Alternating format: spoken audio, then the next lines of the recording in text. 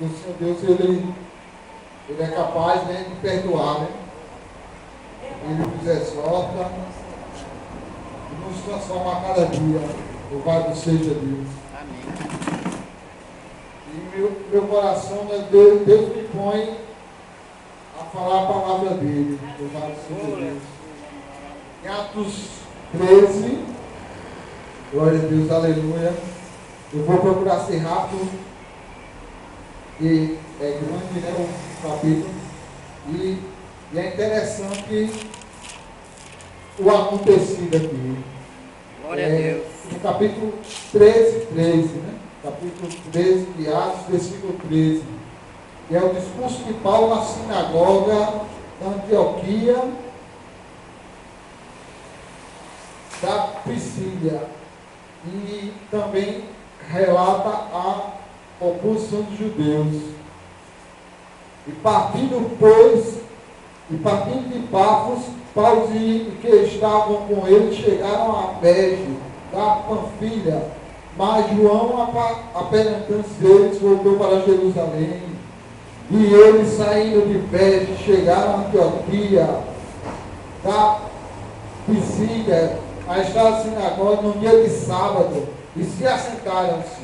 E depois da lição da lei e dos profetas, lhe mandaram dizer os principais das sinagogas: varões e irmãos, se tendes alguma palavra de consolação para o povo, falai. Aleluia. E levantando-se, Paulo, pedindo silêncio com a mão, disse: varões israelitas, e os que temem a Deus, ouvi. Ó Deus, deste povo de Israel, escolheu os nossos pais e exaltou o povo, sendo eles estrangeiros na terra do Egito, e com o braço poderoso tirou dela, e suportou seus costumes no deserto por espaço de quase 40 anos, e destruindo as 7 nações na terra de Canaã, deu por sorte a terra deles. E depois disso, por quase 450 anos, lhe deu juízes, até o profeta Samuel. E depois pediram um rei, e Deus lhe deu, por 40 anos, a Saul, filho de Quis, varão da tribo de Benjamim. E quando ele foi retirado, lhe levantou como rei Davi, ao qual também deu testemunho e disse: achei a Davi, filho de Jessé, varão conforme o meu coração,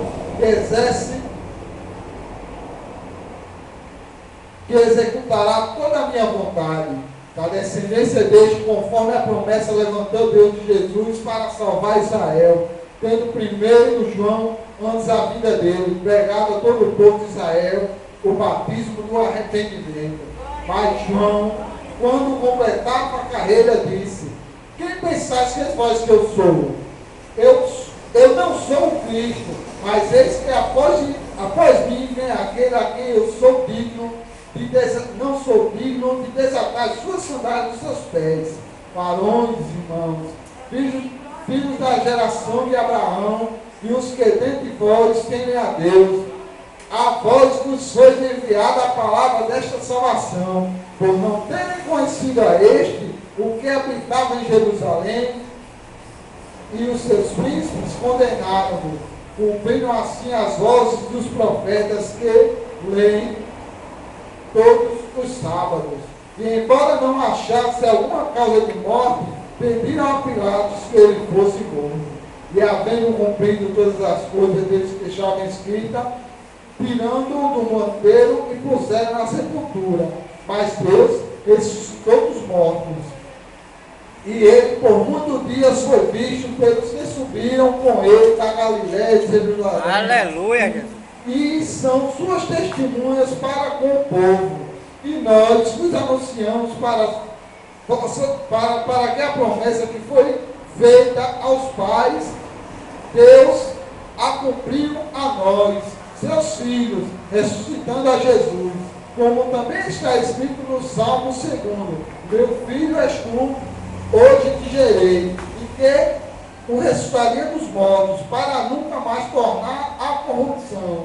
Disse assim as santas e fiéis bênçãos de Davi, vos darei. Aleluia, Jesus. Pelo que também em outro salmo diz: não permitirás o teu santo veja a corrupção. Porque na verdade, tendo Davi o seu tempo, servido conforme a vontade de Deus, dormiu e foi posto junto de seus pais, e viu a corrupção. Mas sendo aquele a quem Deus ressuscitou, nenhuma corrupção viu. Seja, pois, notório, varões, irmãos, que por este se vos anuncia a remissão dos pecados, e Glória tudo a que pela lei de Moisés não pudesse ser justificado, por ele é justificado por todo aquele que crê. Vede, pois, que não venha sobre vós o que está dito nos profetas. Vede, ó desprezadores, e espantai-vos e desparecei, porque espero uma obra em vossos dias, obra tal que não crereis se alguém vê-lo contar. E saindo os judeus das sinagogas e os gentios, rogaram que no sábado seguinte lhe fossem dito as mesmas coisas. E despedindo a sinagoga, muitos dos judeus e dos prosélitos religiosos seguiram Paulo e Barnabé, os quais, falando-lhes, os exortavam a que permanecessem na graça de Deus. E no sábado seguinte, ajuntou-se quase toda a cidade para ouvir a palavra de Deus. Então os judeus, vendo a multidão, encheram-se de inveja e blasfemando, contradiziam o que Paulo dizia. Mas Paulo e Barnabé, usando a ousadia, disseram: era mister que após, se fosse, pregasse primeiro a palavra de Deus. Mas visto que a rejeitais e vós não julgais dignos da vida eterna, eis que nós voltamos para os gentios, porque o Senhor assim nos mandou. Eu te pus para a luz dos gentios, para que seja de salvação até os confins da terra. E os gentios, ouvindo isto, alegraram e glorificavam a palavra do Senhor. E creram todos quantos estavam ordenados para a vida eterna.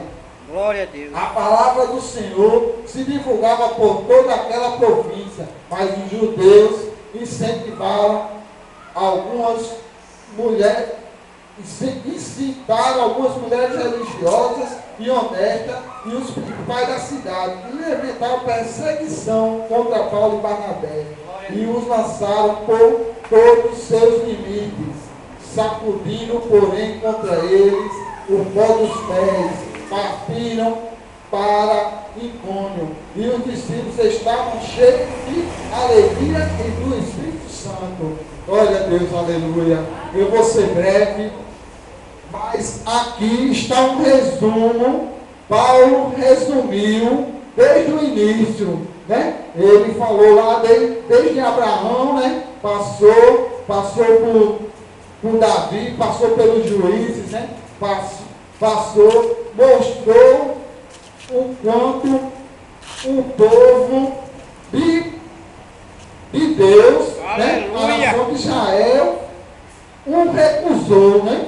Isso está explícito. Ele mostrou aqui, é uma questão também que pessoas dizem: Jesus Cristo é uma religião nova, surgiu depois que ele se crucificou. Não, estava predito. Ele aqui explica. Ele diz que foi uma revelação profética, estava escrito no profeta sobre ele. Então, Cristo não se fez Deus ali na crucificação, ele era Deus no início da criação. Então, aqui temos a perfeita compreensão de que Deus é soberano e que Deus tinha um propósito. Glória a Deus. E aqui revela também a questão que ele fala de religiosos, né? De pessoas religiosas que a gente às vezes bate o peito: eu sou religioso, né? Eu faço isso, eu vou todos os dias para a igreja, eu tenho, né? E mostrou que os religiosos não compreenderam a salvação, não perceberam que o Cristo era o Messias, né? Por estar tão preocupado com a condição externa, né? Era uma coisa exterior, eles praticavam, eles davam dízimo, né? Eles faziam isso, aquilo, outro, mas não percebiam que a lei, como aqui mostra, que nos mostra também que perante a lei nós não somos merecedores. A lei nos mostra que não somos merecedores. É o que está explícito aqui. Mas perante, né, Jesus Cristo, ele nos dá a salvação. Não há essa pregação de Paulo aqui, essa exortação, não há como não nos confundirmos, né? Não há como não compreender a salvação que foi com a graça nos dada. E mostra aqui que os gentios, né, se alegraram. Por quê? Porque naquele tempo os gentios para os judeus eram impuros, eram seres que eles não tinham a capacidade de ser salvos. Mas Deus revelou perante a lei que o cumprimento da lei não seria uma forma capacitada, porque nós, como humano, não há condições de cumprirmos toda a lei. Então a lei nos revela a cada dia que somos pecadores. Aleluia. Se eu chegasse aqui e dissesse, falasse de pecado, cada um ia se doer de alguma forma, porque cada qual aqui comete transgressões. Só que temos a plena consciência que em Deus Ele há de nos redimir. Temos que ter a consciência que é Deus, nós nos permitimos a Deus habitar em nós, perante o seu Espírito Santo, irá nos conduzir a uma nova vida, uma nova realidade. Glória a Deus. Então a lei, os profetas, nos dá a direção. E essa direção é Jesus Cristo. Tendo a compreensão disso, nós vamos ter capacidade, nós vamos poder nos capacitar para pegar a palavra e revelar o Evangelho de Boas Novas. Aleluia. Eu agradeço a Deus e estou muito confortado. Eu tenho meus vacilos, né?